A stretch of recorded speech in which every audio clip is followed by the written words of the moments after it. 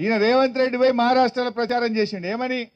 ఏమేం తెలంగాణలో అన్ని గ్యారంటీలు అమలు చేసినాం మహారాష్ట్రలో కూడా ఓట్లయింది మీడ కూడా చేస్తామన్నారు వాళ్ళకి తెలియదా మహారాష్ట్ర వాళ్ళకు నువ్వు ఇక్కడ మహాలక్ష్మి ఎగబెట్టినావు 4000 పింఛన్ ఎగబెట్టినావు రైతు బంధు ఎగబెట్టినావు అన్ని అర్థమైనాయి రేవంత్ రెడ్డి పోయి చెప్తే ఆయన పడే ఓట్లు పడలేదు మహారాష్ట్రలో పొల్లు ఒడగొట్టిరు కాంగ్రెస్ను మొన్న ఢిల్లీకి పోయిండు ఢిల్లీకి పోయి ఇక చెప్పిండు ఏ తెలంగాణలో అన్ని చేసినా మమ్మల్ని గెలిపిరి ఢిల్లీలో కూడా అన్ని చేస్తా అన్నాడు ఇక ఢిల్లీలో ఓడగొట్టిరు కదా అంటే ఉత్తగా ఓడగొట్టుడు కాదు 80 సీట్లలో 77 సీట్లలో డిపాజిట్ వీకింది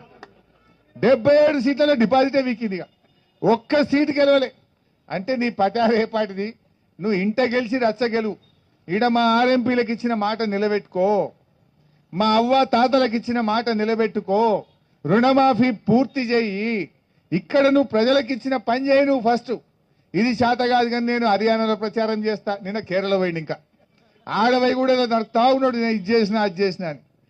నువ్వు ఇంకా కేరళలో పోయి దూరం పోయి మాట్లాడు కాదు తెలంగాణలో ఏ ఊరికన్నా పోదాంపా పోలీసు వాళ్ళు లేకుండా నువ్వురా నేనెత్తా